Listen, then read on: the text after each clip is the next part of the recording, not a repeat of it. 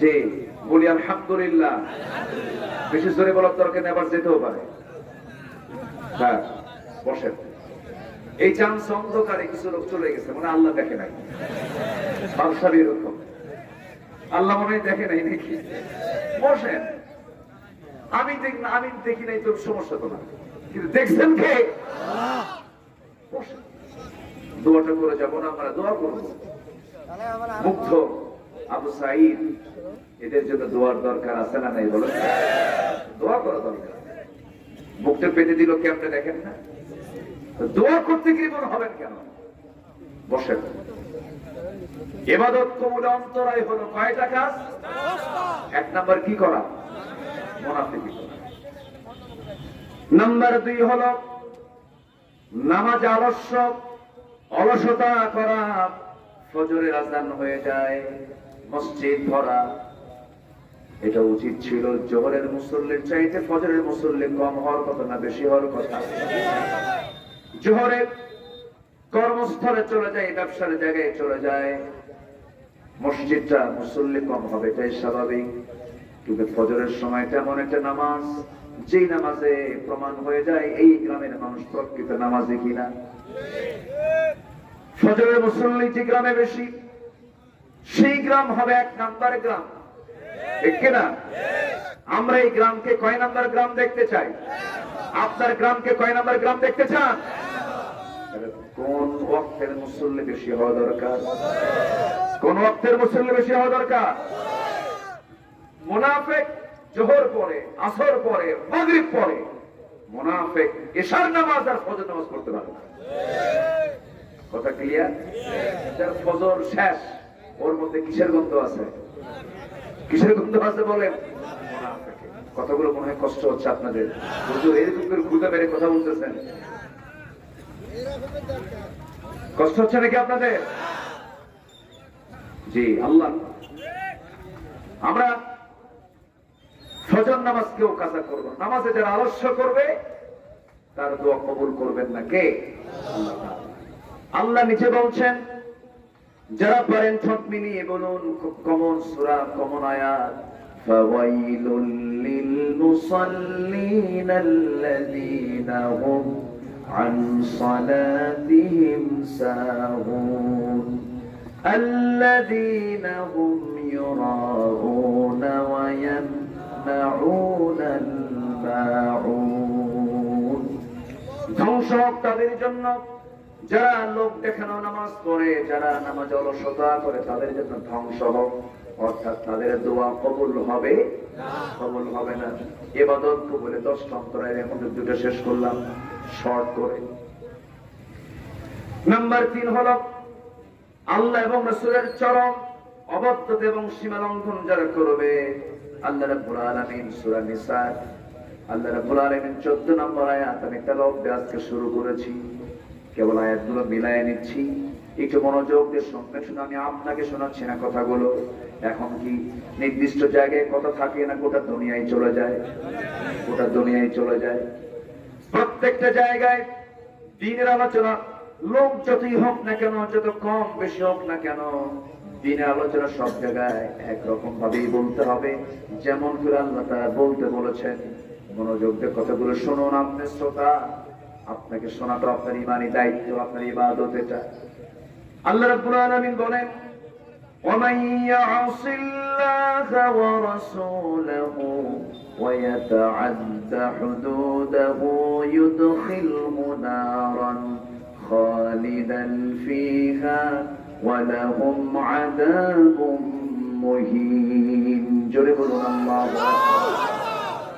যারা আল্লাহ এবং রাসূলের যারা নাফরমানি করবে, সীমা লঙ্ঘন যারা করবে, তার হুদুদকে যারা লঙ্ঘন করে ফেলবে, যাকাতকে আল্লাহ ফরজ করেছেন, যাকাতকে নিষিদ্ধ করে সুদকে যারা কার্যকর করবে, বিয়েটাকে হালাল করেছেন, বিয়েটাকে উৎসাহ না দিয়ে যারা জেনাকে উৎসাহ দেবে, বেশ্যাবৃত্তির যারা লাইসেন্স দেবে, এগুলো হচ্ছে সীমা লঙ্ঘন। এগুলো কি সীমা লঙ্ঘন? আমরা যখন চেঞ্জ দেখেছি বাংলাদেশকে, আমরা চেঞ্জ দেখতে চাই, একটা চেঞ্জ আনতে চাই কোরআনের আইন কায়েমের মধ্য দিয়া। রাজি আছেন কারা কারা? হাত উঁচু করে দেখান।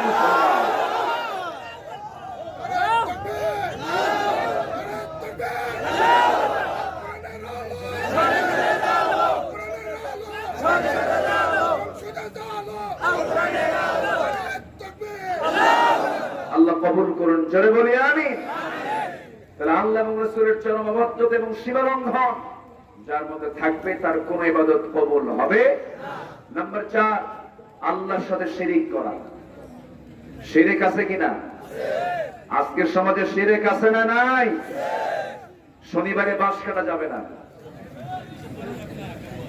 আছে কিনা? সকালবেলা বাকি দেওয়া যাবে না, মানে ও বাকি দেবে না। মঙ্গলবারে বাঁশ কাটা যাবে না। ট্রাকের পিছনে ছেঁড়া জুতো ঝুলা রাখে, আছে না নাই? একদিন বললাম ট্রাকের ড্রাইভার, এই তোমার ট্রাকের পিছনে ছেঁড়া জুতা কেন? বহুত নজর থেকে বাঁচার জন্য। আল্লাহ বলছে না, আউযু বিল্লাহি মিনাশ শাইতানির রাজীম, সকল বদনজর থেকে বাঁচতে হলে তাআব্বুদটা পড়ো। আর এক কি ঝুলা রাখছে?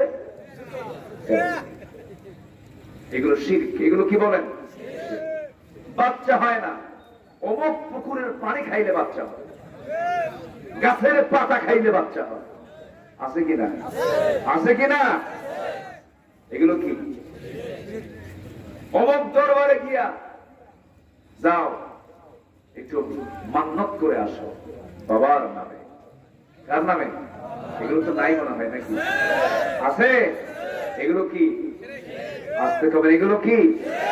অথচ আপনার পায়ের জুতার ফিতাও যদি ছিঁড়ে যায়, জুতা ছিঁড়ে গেছে, পায়ের কি হলো? ফিতা ছিঁড়ে গেছে।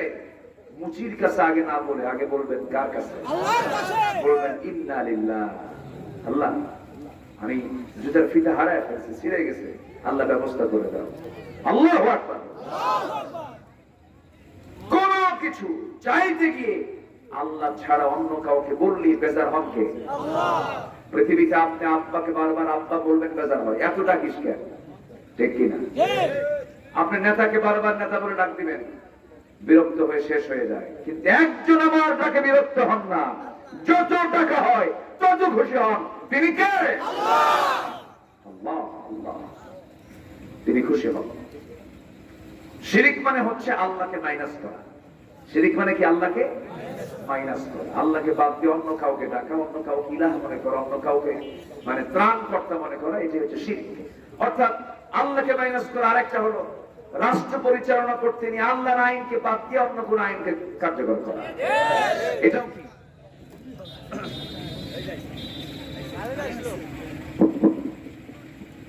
খালি যায় আর আসে, কত কি মুশকিল। আবার কি শুরু হলো আওয়াজ? ফ্যানটা বন্ধ করো। ফ্যান অফ করবেন, আমি অফ করব। তাহলে এই বাংলাদেশে দেশ স্বাধীন হয়েছে ৭১-এ, আজকে ২০২৪ সাল, ৫৩-৫৪ বছর। যে আইনগুলো আমরা দেখেছি, এটা কি আল্লাহর আইন না মানুষের আইন? আল্লাহর আইন না মানুষের আইন? কোন ছাগল কি ছাগলের আইন মানে? ছাগল মেনে চলে কার বিধান? মানুষ মানতে হবে কার বিধান? এই কথা বলতে গিয়ে যদি আমাকে জঙ্গি বলো, সমস্যা নাই। মৌলবাদী বলো, সমস্যা নাই। যে যা বলে বলুক, সমস্যা নেই। আমি আমার দায়িত্ব আমাকে পালন করতে হবে। জমিন যার, হুকুম চলতে হবে তার। আল্লাহ কবুল করুন। শিরিক করলে কবুল করবেন না আল্লাহ। আল্লাহ রাব্বুল আলামিন বলেন, ইন্নাল্লাহা লা ইয়াগফিরু আন ইউশরাকা বিহি ওয়া ইয়াগফিরু মা দুনা যালিকা লিমান ইয়াশা ওয়া মান ইউশরিক বিল্লাহি ফাকাদ দাল্লা দালালান বাঈদা। জোরে বলুন আল্লাহু আকবার। নাম্বার ৫ হলো সামনে পেছনে যারা পরনিন্দা করে, পরচর্চা করে, তাদের দোয়া কবুল করবেন না কে? এরকম লোক তো পীরগঞ্জে একটাও খুঁজে পাওয়া যাবে না। গীবত করার লোক আছে, পরনিন্দা করার লোক আছে। একটা সূরা আছে হুমাযা, কি সূরা বলেন? ওয়াইলুল লিকুল্লি হুমাযাতিন লুমাযাতিনিল্লাযী জামা'a মালাহু ওয়া আদ্দাদা। নাম্বার ৬ হলো আল্লাহকে ভুলে থাকা, মন্দ কাজে আদেশ করা, والمنافقون والمنافقات بعضهم من بعض يأمرون بالمنكر وينهون عن المعروف جربون الله أكبر যারা অন্যায় কাজের মদত যোগায় আল্লাহকে ভুলে থাকি তাদের দোয়া আল্লাহর দরবারে মঞ্জুর হবে না, ইবাদত কবুলের তার অন্তরায় হয়ে যাবে। নাম্বার 7 হলো শয়তানের যারা পদাঙ্ক অনুসরণ করবে। আমার বন্ধুগণ, গত শুক্রবারে বাইতুল মুকাররমে একটা ঘটনা ঘটেছে, জানেন তো নাকি? চিন্তা করেন, এখনো কিন্তু ওই বাতিল গোষ্ঠী বসে নাই। পাহারা দেবার দায়িত্ব আছে না নাই? আসতে বলবেন না, আছে না নাই? সব আলেম কালেম মনে করা যাবে না। শাহবাগের গণজাগরণ মঞ্চে গিয়ে একাত্মতা প্রকাশ করেছে যারা, তারা হচ্ছে দেশের চিহ্নিত মুনাফিক আলেম, আছে না নাই? একই কোরআনের ব্যাখ্যা দিয়ে কেউ রাষ্ট্রীয় খরচে হজে যায়, আবার একই কোরআনের ব্যাখ্যা দিতে গিয়ে তাফসীর করতে গিয়ে 13 বছর জেল খাটে। এক কাতারে শামিল করা যাবে? হ্যাঁ হ্যাঁ, অবশ্যই আমাদের দাবি এটা। একটা অসুস্থ মানুষ, হার্টের রোগী কখনো হাসতে পারে না। কাশিমপুর কারাগার থেকে গাজীপুর হসপিটালে নেওয়া হলো, ডাক্তার বলেছে রোগীর তেমন সমস্যা নেই, ওনাকে জেলখানায় নিয়ে যান। জোর করে সেখান থেকে শাহবাগে নিয়ে যাওয়া হলো। মেডিকেল কলেজে ভর্তি করায়া পরিকল্পিতভাবে তার সন্তান দুজন, মাসুদ সাইদি এবং শামীম সাইদি হাফিজাহুল্লাহ, এই দুজনের সাথে আমার কথোপকথন হয়েছে, আমি কথা বলেছি। 1 সেকেন্ডের জন্য তাদের সঙ্গে তার বাবার সাক্ষাৎ করতে দেওয়া হয়নি। পরিকল্পিত একটা হত্যাকাণ্ড, ওই ডাক্তারকে খুঁজে বের করলে সব রহস্য বের হয়ে যাবে। অবশ্যই এই খুনের দৃষ্টান্তমূলক শাস্তি আমরা চাই। চাই কারা কারা হাত উঁচু করে দেখা।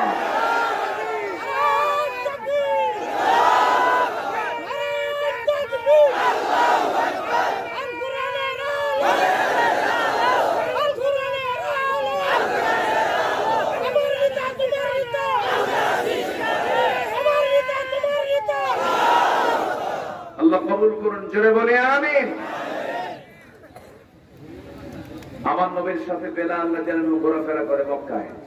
আবু জেহেল কয়, দেখ মুহাম্মদের বাহিনীগুলো দেখ, এই কালো কুসকুসা বেলাল আর লোহা পিটানো খাব্বাব দিয়ে মুহাম্মদ বিশ্ববিজয়ের স্বপ্ন দেখে। আল্লাহ কি পারে না? বেলালকে মুয়াজ্জিন বানান নাই? বানাইছেন কিনা বলেন? আল্লাহ কি দেশকে, এই দেশবাসীকে দেখাচ্ছেন না? আল্লাহ আছেন না নয়? কোথায় তারা? কোথায় গেল তারা? চট করে বলে ফেলেন 2041। ঠিক আছে না? আগাম কথা বলবেন না। ক্ষমতা দেওয়ার মালিককে, ইজ্জত দেওয়ার মালিককে, গলা পাতায় রাখার মালিককে। সিলেটবাসীকে ধন্যবাদ, বিসি আউট, বিসি রাখে নাই। ও নিজে কইছে আমি সাইদের ফাঁসি নিজে দিয়েছি, ফাঁসির রায় আমি দিয়েছি। কত বড় জালিম হতে পারে এই জাতীয় কথা তার মুখ থেকে বের হতে পারে? ইতিহাস থেকে শিক্ষা নেওয়ার তৌফিক সবাইকে আল্লাহ পাক দান করুন। নাম্বার 8, যারা display, only for display, Riya যারা করবে, যা করবে মানুষ দেখুক, আমাকে ভালো বলুক, এই উদ্দেশ্যে যারা ইবাদত করবে তাদের দোয়া কবুল করবেন না তিনি কে? আর এই কাজে এক্সপার্ট হলো মুনাফিকরা। কারা বলেন তো? মুনাফিকরা। নাম্বার 9 হলো কুফরি করা। কি করা বলেন তো? কাফের কিন্তু কোন সম্প্রদায়ের নাম না, মুসলিমের মধ্যে অনেক কাফের আছে, আছে না নাই? আয় বলতে পারলাম না, সময় তো নাই। নাম্বার 10 হলো আল্লাহর সাথে মিথ্যা দৃঢ় অঙ্গীকার করে আবার তা অবজ্ঞার সাথে ভঙ্গ করা। অমিনহুম মান আহাদাল্লাহ, আল্লাহর সঙ্গে কিছু লোক আছে ওয়াদা করে, আবার এই ওয়াদা করার পরপরই আবার সে ওয়াদাকে ভঙ্গ করে ফেলে। এরকম আছে না নাই? এই সমস্ত বদগুণ যাদের মধ্যে থাকবে, এই 10টা অপরাধ হচ্ছে ইবাদত কবুলের বড় অন্তরায়। আল্লাহ তাআলা এই 10টা অপরাধ থেকে আমাদেরকে দূরে থাকার তৌফিক দান করুন। ফজর পড়বেন কারা কারা? দেখি হাত তোলে না কারা?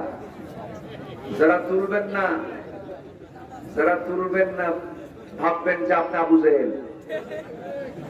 5 ওয়াক্ত নামাজ কারা কারা পড়বেন? হাত তুলে দেখেন, জোরে বলেন ইয়া আল্লাহ।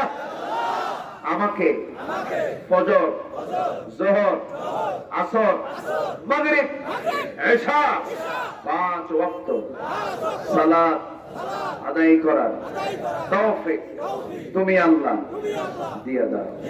জোরে বলি আমিন, আরো জোরে আমিন। হাত নামান। মা বোন আসছে তো নাকি? মা বোনদেরকে ধন্যবাদ জানাচ্ছি। আমার দেশের মা বোনরা ভালো, কিন্তু মাঝে মাঝে গায়ে কাপড় চোপড় রাখে না। সমস্যা এখানে, খুব অ্যালার্জি প্রবলেম। মেয়েদের, যে মেয়ের পর পুরুষকে দেখাতে ইচ্ছা হয়, সে মেয়েটা কি জান্নাতি না জাহান্নামী? জান্নাতি না জাহান্নামী? নারীকে দেখবে একজন পুরুষ তৃপ্তি মতো, সেই পুরুষের নাম কি? বয়ফ্রেন্ড। বয়ফ্রেন্ডকে বলেন মাল ফারকু বাইনাল কি? মাল ফারকু বাইনাল স্বামী কি ও বয়ফ্রেন্ড? বলেন স্বামী আর বয়ফ্রেন্ডের মধ্যে তফাৎ কি? তাহলে বয়ফ্রেন্ড আছে না নাই? বয়ফ্রেন্ডকে যখন বলা হয় এটা তোমার কে? গার্লফ্রেন্ড। তাহলে ওর গার্লফ্রেন্ড আর ওর হলো বয়ফ্রেন্ড। এই বয়ফ্রেন্ড এবং গার্লফ্রেন্ড ইসলামের কোন পরিভাষা আছে? আসতে বলবেন না আছে? বয়ফ্রেন্ড গার্লফ্রেন্ড মানে হলো আকাম কুকাম, ঠিক কিনা? জিএফ বিএফ নাকি? জিএফ বিএফ সংক্ষিপ্ত বলে কি এটাকে বিএফ, এটাকে জিএফ, মানে এত শয়তান আছে না নাই? এগুলো করা যাবে না, নোংরামি করা যাবে না। আমার নিজ আত্মীয়ের মাঝে পর্দার গুরুত্ব থাকতে হবে বেশি। বিশেষ করে খালাতো ভাই, মামাতো বোন, চাচাতো ভাই, ফুফাতো ভাই, পর্দার দরকার সবার আগে না সবার পরে? বেড়া খেত খায়, কি খায়? বেড়া। এগুলো কাছের যারা, এদের সঙ্গে পর্দার গুরুত্বটা ইসলাম বেশি দিয়েছে। খুব সতর্ক থাকতে হবে। দুলা ভাইয়ের হুন্ডায় শালির চড়া, আস্তে আস্তে দুলা ভাইয়ের হুন্ডায় কি শালিকেরা চড়ে? চড়ে, বীরগঞ্জেও চড়ে। বয়সের শাড়ি ফ্রি দেখছেন কি ফতুয়া দিল? সরে বলি না, এগুলো করা যাবে না। আমার দেশে তো পণ্যের সঙ্গে একটা করে ফ্রি দেয়, এটা আবার এটা বলছে যেরকম নাউজুবিল্লাহ। এগুলো মাথায়, চিন্তায়, কল্পনায় আনা জায়েজ। দুই বোনকে তো বিয়ে করা জায়েজ নাই। দুই বোন কেটে চাই বিয়ে করা জায়েজ আছে? একটা বোন বিয়ে করেছে, যদি মারা যায় সে পরে বিয়ে করতে পারে। যেখানে দুজনকে একসঙ্গে বিয়ে করে জায়েজ নাই, সেক্ষেত্রে শালীর দিকে তো নজর দেওয়া জায়েজ নাই, কিনা? কিন্তু আবার দুলাভাই আছে, শালীকে বলে ধমক মারে। তখন শালী মনে মনে চিন্তা করে দুলাভাই হয় না করি কেমনে, অন্যায় চলে, একটু দূরেই বসে যে গায়ের সঙ্গে গা লাগলে কেমন হয়। দুলাভাই এমন, দুলাভাই সামনে এমন ব্রেক মারে, গ্যাপ পুরো গ্যাপ পূরণ করার সুযোগ দেওয়া যাবে। সাবধান, বি কেয়ারফুল আমার মায়েরা। আপনি আপনার সতীত্বের হেফাজত করবেন, আল্লাহ জাহান্নামকে আড়াল করে জান্নাত ওপেন করে দেবেন। এটা 1 নম্বর শর্ত। মেয়েদের নামাজ কবুল হবে না পর্দা না করলে, রোজা কবুল হবে না পর্দা না করলে, হজ কবুল হবে না পর্দা না করলে, কোন ইবাদত কবুল না হবে না কি না করলে? পর্দা। তাহলে এটা সবার আগে না সবার পরে? নামাজে দাঁড়াইছে মাথায় কাপড় নাই, নামাজ হবে? ওর নাই, বুকে ওর নাই, কামা নামাজ হবে? তাহলে সব কিছুর আগে কি করা? পর্দা। আল্লাহ তাআলা আমাদেরকে বোঝার তৌফিক দান করুন। সম্মানিত ভাইয়েরা, আমার আনোয়ার ভাই, আনোয়ার মানে কি জানেন? সবচেয়ে বেশি নূর যার মধ্যে সে হচ্ছে আনোয়ার। মানুষ কালো, এটা কিন্তু মানুষ কালো হলেই যে তার চেহারা থেকে নূর চলে যাচ্ছে তা না। অনেক সুন্দর চেহারার মধ্যে নূর থাকে না, অনেক কালো চেহারার মধ্যে আল্লাহ তার নূর ঢুকায় দেন। বলে সুবহানাল্লাহ। আমার নবীর চেহারা দেখে কাফের মুশরিকদের রাগ হতো, আর আমার নবীর চেহারা দেখে সাহাবীদের ঈমান তাজা হয়ে যেত।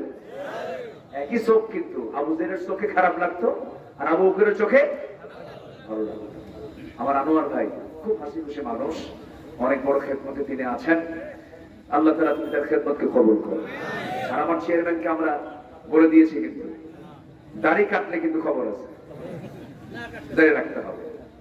মানুষ, আমি তো ভালোবেসে বলছি, তাই না? ভালোবাসা, নবীর মহব্বত আমরা কামনা করি, তার চেহারায় ফুটে উঠুক। সুন্দর চেহারা তো দেখেন, এত সুন্দর চেহারা, দাঁড়িয়ে রাখলে একদম মাশাআল্লাহ। আল্লাহ তুমি তাকে দ্বীনের জন্য কবুল করে দাও। জোরে বলি আল্লাহুম্মা আমিন। ইয়াশাবাদ কামনা করছি, অনেকের জন্য দোয়া করবো আমরা। আর শেষে আমি আপনাদের কাছে একটু আরজ রাখবো, মাদ্রাসা তো এখানে দিলে কি লস হবে না লাভ হবে বলেন তো? লাভ হবে। চাদর কি দিয়েছিলেন ভিতরে? একটা করে দিয়েছেন, হ্যাঁ? আবার দেবো? জি, একটু চাদর যা 12টার আগে দিয়েছেন, তো এখন 12টার পরে দিনের সব ডাবল হবে। একটু দেন, যে যা পারি আমরা দিল থেকে দেওয়ার চেষ্টা করবো ইনশাআল্লাহ। এর উপরে আমরা দোয়ার দিকে যাবো, জিকির করি লা ইলাহা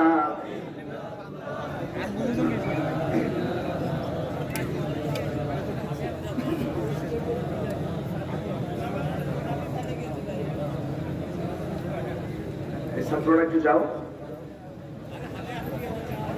আমার বন্ধুগণ, যে যা পারি আমরা দিল থেকে আমরা সবাই দেই। আমার মা বোন একটু মেহেরবানি করে নিয়ত করবেন, আগে কবুল করবেন কে? এক একটা হাত এক একটা বিশাল বড় হাতিয়ার সহযোগিতা। আপনার একটা হাত যদি তারের জন্য প্রসার পায়, মাদ্রাসা অনেক অগ্রগামী হয়ে যাবে। আল্লাহ তুমি কবুল করো। জোরে বলি আল্লাহুম্মা আমিন। জিকির করি সুবহানাল্লাহ।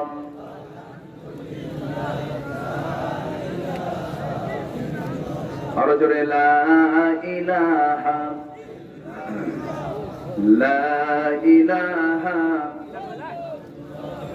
সুবহানাল্লাহ আলহামদুলিল্লাহ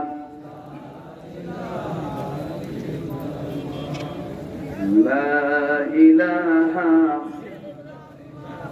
সুবহানাল্লাহ আলহামদুলিল্লাহ।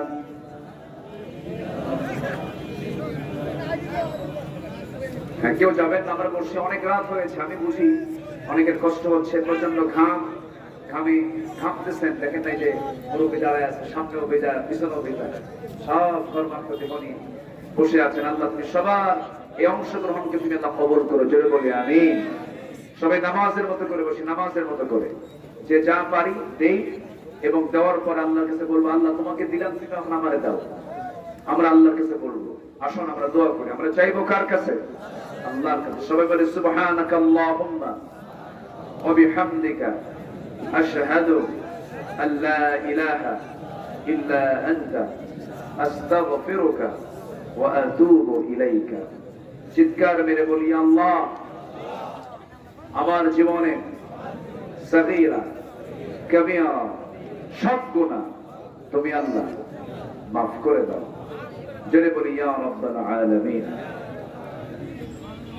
কিছু দেন, চেয়ারম্যান সাহেব কিছু দিয়েছেন তো নাকি?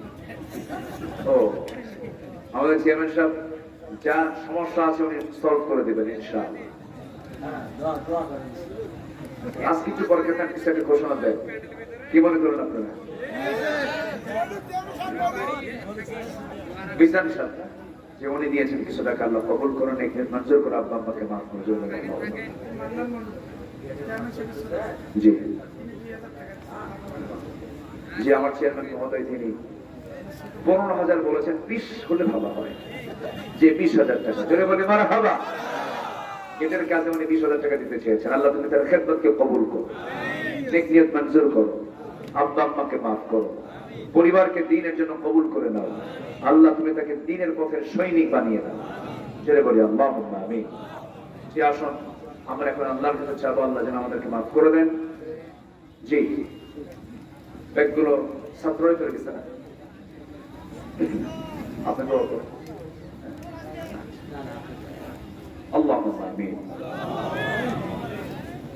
ربنا ظلمنا أنفسنا وإن لم تغفر لنا وترحمنا لنكونن من الخاسرين। গভীরাত নিঝুমরাত ঘরমাক্ত দেহ নিয়া এই নিশীতে তোমার শাহী দরবারে কাঙ্গাল ভিখারীর মতো দুটো হাত পেতেছি আল্লাহ। গুনার দিকে নজর দিও না বান্দা মনে করে তামাম জীবনের সমস্ত গুনাহগুলোকে মাফ করে দাও। জনম দুঃখিনী মা যার বিদায় নিল, জিন্দেগির গুনাহগুলো মাফ করো, কবরগুলোকে জান্নাতের বাগিচা বানায়া দাও। আব্বা আম্মার জন্য কি দোয়া তাও শিখিয়ে দিয়েছো। আব্বা আম্মার জন্য কেমন করে দোয়া করতে হয় সবাই চক্ষু বন্ধ করুন, হাত একটু উঁচু করে আল্লাহ সেখানে দোয়া করে সবাই আমার সঙ্গে ঠোঁট মিলিয়ে বলুন, রব্বিরহামহুমা কামা রব্বায়ানি সগীরা। রব্বিরহামহুমা কামা রব্বায়ানি সগীরা। রব্বিরহামহুমা কামা রব্বায়ানি সগীরা। আল্লাহ তাআলা বিশেষ করে এই মাহফিলের আয়োজন করলেন যারা, কষ্ট করে দূর দূরান্ত থেকে আসলেন যারা, বিনিময়ে কিয়ামতের কঠিন ময়দান যেদিন কেউ কাউকে চিনবে না, মা সন্তানকে পর্যন্ত স্বীকার করে বসবে, যেদিন মানুষ কাঁদতে কাঁদতে চোখের পানিগুলো ফুরে যাবে, চোখ থেকে রক্ত বের হওয়া শুরু হয়ে যাবে, সেই কঠিন মুসিবতের দিনে মাহফিল সবার জন্য নাজাতের মাধ্যম তুমি আল্লাহ বানাইয়া দিও। 6 জন ছাত্রের দস্তরবন্দি হলো, আল্লাহ জীবন সিরাই 30 পারা কোরআনটাকে সংরক্ষণ করার তৌফিক তুমি আল্লাহ দিয়ে দিও। আমার আনোয়ার ভাইকে কবুল করো, মাদ্রাসার কমিটির ভাইদেরকে তুমি আল্লাহ দয়া করে কবুল আর মঞ্জুর করে নাও। আমার ডানে চেয়ারম্যান মহোদয়কে কবুল করো, সামনে পেছনে আড়ালে যত ভাই বোন হাত তুলেছেন সবার হাতকে তুমি আল্লাহ চালাইয়া নাও। আজকে যেমন একসঙ্গে এক পাশাপাশি বসে বসে, যেমন এক সামিয়ানায় বসে বসে একসঙ্গে সময়টা পার করলাম, কাল হাসরের ময়দানে তোমার আর শাজিমের স্থানের নিচে আমাদেরকে একসঙ্গে থাকার তৌফিক দিয়া দিও। আল্লাহ তাআলা আবু সাঈদ ভাগ্যবান যুবকের নাম, আবু সাঈদের রক্ত মেহেরবানি করে তোমার কাছে ফরিয়াদ করি তুমি তার কবরটাকে জান্নাতের টুকরা বানাইয়া দাও। আল্লাহ তাআলা তুমি তার ত্যাগকে তুমি আল্লাহ কবরের মঞ্জুর করে নাও, তার পরিবারকে কবুল করে নাও, তার পরিবারের সকল সদস্যদেরকে তুমি আল্লাহ কবুল আর মঞ্জুর করে নাও। ঈমানের উপরে টিকে থাকার তৌফিক তুমি আল্লাহ দিয়ে দাও। আল্লাহ তাআলা এই সমস্ত আমাদের কলিজার টুকরা সন্তানগুলো, যে সমস্ত ছাত্রগুলো এই আন্দোলন করতে গিয়ে রক্তপাত হয়েছে, অনেক আগুনে পুড়ে হত্যা করেছে, অনেককে মেরে ফেলেছে, গুম খুন করে ফেলেছে, এই তাজা তাজা প্রাণগুলো যারা এই দেশকে স্বাধীন করার জন্য, এই দেশকে সমস্ত জুলুম থেকে মুক্ত করার জন্য যারা এত চেষ্টা করলো, জীবনটা যারা দিল, ইমানে হালের কবরে কবরবাসী যারা হয়েছে, তাদের সকলের কবরকে তুমি আল্লাহ জান্নাতের টুকরা বানাইয়া দাও। আল্লাহ তাআলা এই দুনিয়াতে আসার তো সিরিয়াল ছিল, যাওয়ার তো কোনো সিরিয়াল নাই।